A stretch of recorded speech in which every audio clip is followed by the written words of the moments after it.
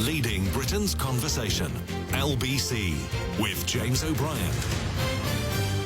It's 10 to 1, and these are the stories. You see, it's all very well for Rachael because she's a proper journalist and she can get her teeth into the new developments and she can go off and do a news story. We're going to sit here and try to work out how we can keep this story alive, because today is astonishing, but then it would become repetitive. And I know that sounds awful, but if you think repetition is an inappropriate word to describe people describing appalling economic suffering, then just remember how quickly talking about contracting coronavirus and even perishing from it became, in a sense, repetitious. You'll remember when I was sitting in my shed, I said to you, I was having a bit of a crisis of conscience about how to do it, because I can't, come on. Some people, believe it or not, turn on the radio for a bit of light relief or a bit of distraction, and you get the news, you get the seriousness, but the idea of every single day cataloguing the carnage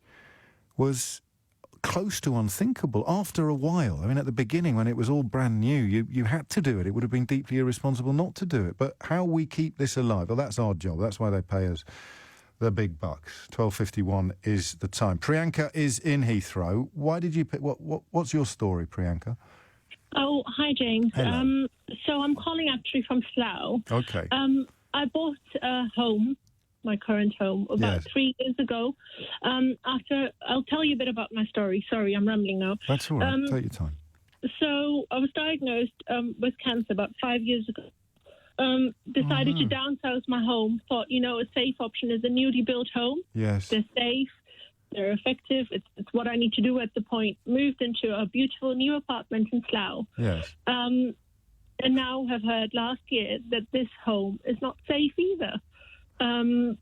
Issues in this block, we're about 250 apartments in 2 buildings. Right. Is a variety of different fire safety issues, such as the cladding, fire breaks missing. I'm not very good with technical details. Details. Yeah, you should speak to Victoria or Paul, probably. They were right on top of it, but I understand what you're saying. This is where we are. We have a housing association who don't really care about communicating very clearly with us. And it's really taking its toll. Because it must be. My health aspect that was there. Yeah. But now it's come to a point that not just myself, but majority of my neighbours as well, we've come to a point that we actually don't know how to go further and how to move on from here. A lot of us have lost their jobs with what has recently happened with the COVID story. And now we're just waiting day and night for this invoice, which could be, a few £1,000s, 70, 80, 90,000 pounds, and you just don't know what to do, really.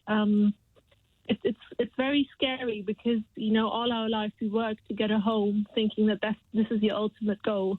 And this could actually now mean for a lot of us young professionals that this will be our financial ruin. And you can't see. I mean, this is something that one imagines. It feels almost like a medical story rather than an economic one. It's something that the government has to move to cure, isn't it? Really. 100%.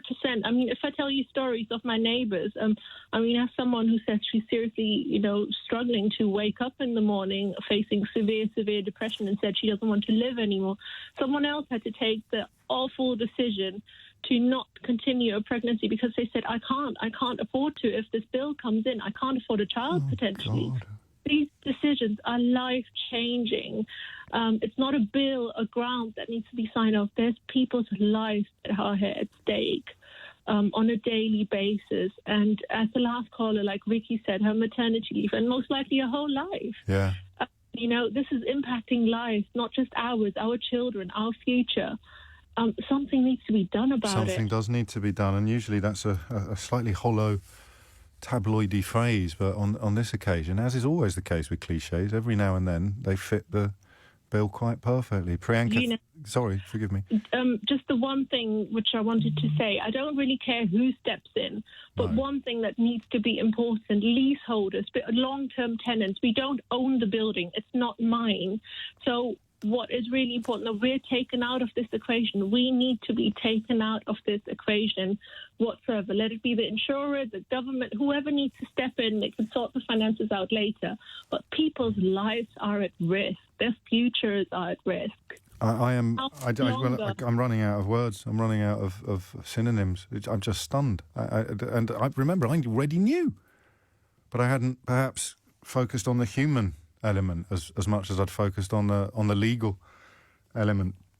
This is literally like a bulldozer arriving in the middle of your life and ploughing up everything that you thought was secure and everything that you thought was pointing towards your future.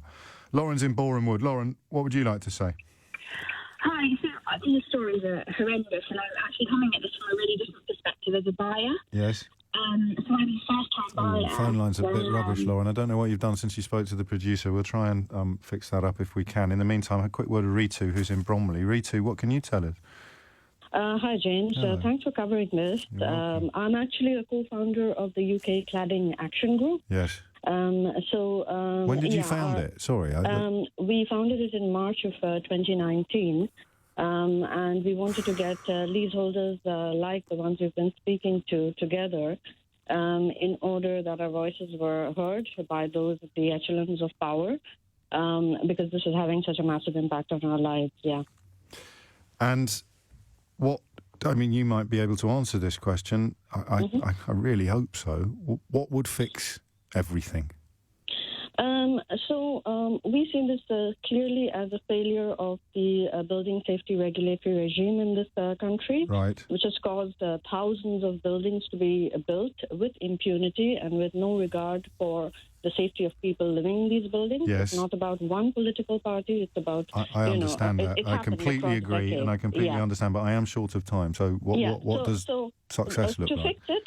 To fix it, we need the government to understand that it was a failure of regulation and to increase the size and the scope of the Building Safety Fund, which currently stands at $1 billion. It has to be increased to encompass all buildings which are affected and to encompass all the problems, not just cladding, but all the other fire safety issues and all these waking watches that you've been hearing about in insurance. Again, forgive me, but you're moving too fast for me to keep up because you're so familiar with the territory. But so you're describing, I think, an epic amount of government investment and an army of human beings being needed to fix this. Well, yes. Well, the army of human beings is already being put in place. If you look at the number of people who have been recruited by the Ministry of Housing to tackle this issue, which we taxpayers, we are paying their salaries for. So they are already recruiting people at their end. But you've got 350 blocks on your books already. With multiple properties in each block. Wow. And I'm sure you or one of your colleagues has been in constant contact with Rachael Venables as this story has unfolded. That is just staggering.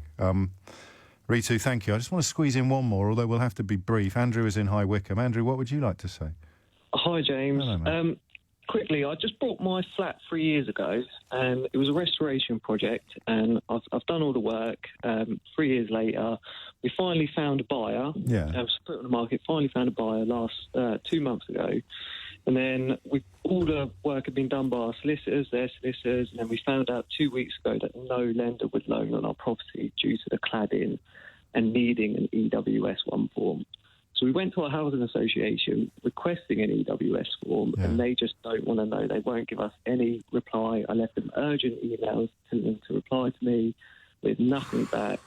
My buyer has been given notice on her where she's living, right. So she's effectively homeless in 4 weeks' time. So it's not going to be done in time. This is the tip of the iceberg. Did you realise that? No, I didn't. Never even heard of an EWS form before 2 weeks ago. And then I found a company that would take out the survey for $2,500, right. which is quite reasonable. But only if there's a prospect of success, right? Exactly. Yeah. You've taken me up to the wire. I can be fairly confident that not only will we be returning to this story, but my colleagues on the station, probably every single one of us will be returning to this story. I'm not sure that's ever happened before. It's just coming up to 1 o'clock. You have been listening to James O'Brien on LBC, for which I thank you. You're about to listen to Sheila Fogarty. Thank you, James. Yeah, I'm going to pick up that story from 2. So if people still have their tales to tell and haven't got through to you, they can do that with me on 0345 6060 973.